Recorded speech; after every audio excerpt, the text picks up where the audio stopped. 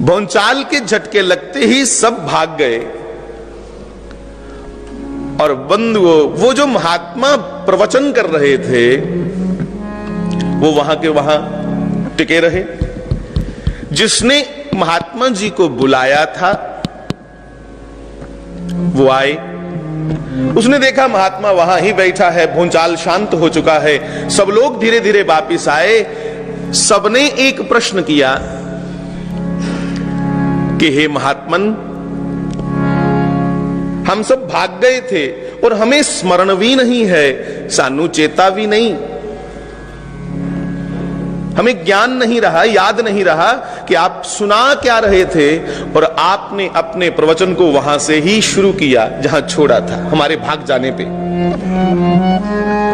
आप भागे क्यों नहीं? आप भयभीत क्यों नहीं हुए?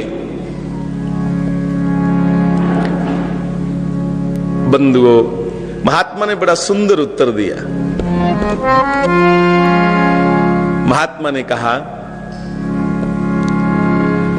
कि बंधुओं, भागा तो मैं भी था, फर्क बस इतना है कि भूचाल के झटके आने पे आप बाहर को भागे, मैं अपने ही भीतर को भागा।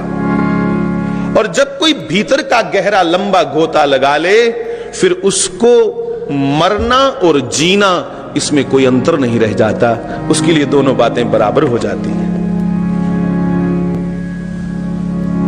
इसी बात को देखते हुए बाबा कबीर साहब ने कहा होगा, जा मरने से जग डरे के जा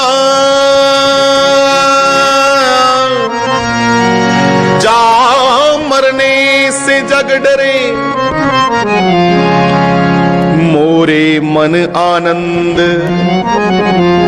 कब मरहूं कब पाऊंगी मैं पूरन परमानंद।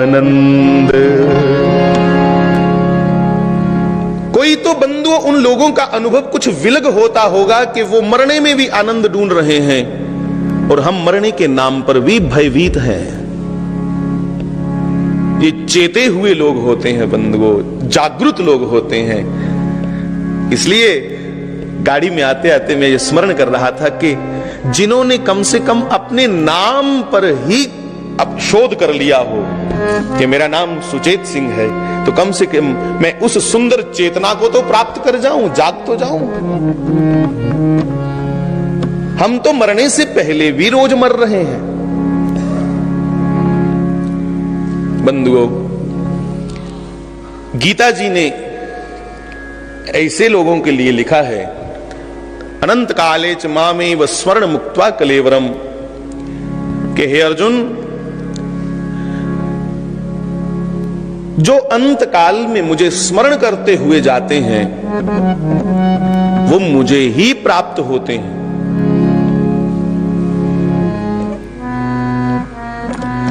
पर तुलसीदास जी ने इस पे थोड़ा और काम किया। श्री हरि की, भगवान की ये बात सुन करके, अनंत काले च मामेव स्मरण मुक्त्वा कलेवरम, कहीं आज की युवा पीढ़ी ये ना सोच ले कि फिर मरते हुए नाम जपेंगे, पहले लेने की क्या जरूरत है। इसलिए तुलसीदास जी ने कह दिया, जन्म जन्म मुनियतन कराही, जन्म जन्म मुनियतन कराही, अंत राम कहियावत नाही। बड़े बड़े मुनि लोग ये यत्न करते हैं कि मरते समय मेरे मुंह से राम निकले, वाहिगुरु निकले, जिसे भी कोई मानता है उसका पवित्र स्मरण निकले, उस पुण्य श्लोक का नाम निकले, पर नहीं निकल पाता, क्योंकि हमारी आदत जो बन चुकी है मेरे नौजवान भाई बहन, अंत समय भी वही होगा। निकारा ठेडा लगता ना, क्योंकि मेरी भाषा डोगरी है, मैं उसको नहीं छोड़ पाऊंगा। निकारा ठेडा लग गया ते बंदे दे मना चाहता कुछ मेरी कितनी दी करतूत नहीं अगे आई हुई। तो सोचो जब मरने जाएंगे तो तब तो पूरा चिट्ठा सामने आएगा कि मैंने वहां ये किया वहां ये किया। राम नहीं, तब अपनी करतूत सामने आएगी। इसलिए वाणी में भी कहा है करतूत पशु की मानस जात। हमारी करतूत बंधु मानस जैसी हो जाए तो कल्याण हो जाए हमारा। मेरे भाई बहन, ऐसे दिव्य पुरुष के बारे में कहते मुझे अच्छा लग रहा है कि हमारा बहुत बड़ा सहारा थे पूरे संघ परिवार का भी। ये हमें कोई ऐसा शक नहीं है, भगवान के श्री चरणों में ही इनका स्थान होगा, अन्यत्र कहीं नहीं, क्योंकि इनका तो जीवन ही ऐसा रहा है। मैं आदत की बात करूं, दुर्योधन ने कौरवों में सबसे धृतराष्ट्र का लाडला दुर्योधन, उसने पूरी उम्र अपनी मनमानी की, कत्लेआम किया, गरीबों का शोषण किया, झुग्गी बस्ती में रहने वालों के पास जाकर के जबरन छीन लेना जो पसंद आए। इसलिए वो दुर्योधन बंधु जब मरा, भीमसेन के द्वारा उसकी दोनों जंगाएं तोड़ दी गईं। उसका मित्र अश्वत्थामा, द्रोणाचार्य का पुत्र, गुरुजी का पुत्र उसके समीप आया। दुर्योधन की ये दशा देख करके वो भी विलख विलख कर रोया और दुर्योधन का सर अपनी गोद में रख करके बोला, मित्र मैं तेरा मित्र हूं, अंतिम इच्छा कोई बता, मरते मरते मैं तेरे लिए वो करूं जो तू चाहता है, ताकि तू सुकून से मर सके। बंधुओं, क्योंकि पूरी उम्र आदत थी इकट्ठा करना। याद रखिए, गीता जी में सीधा सीधा श्री कृष्ण ने कह दिया है, या भूता सर्वभूत श्रीराधे, या निशा सर्वभूतानाम तस्याम जागृति संयमी। हे गोविंद के प्यारो, गीता जी में सीधा सीधा भगवान ने कहा है, जो संसारियों के लिए रात्रि है, रात्रि मैंने वासना युक्त जीवन ही रात्रि है। यहां सोने और जागने की बात, स्लीपिंग की बात नहीं की गई है, प्लीज।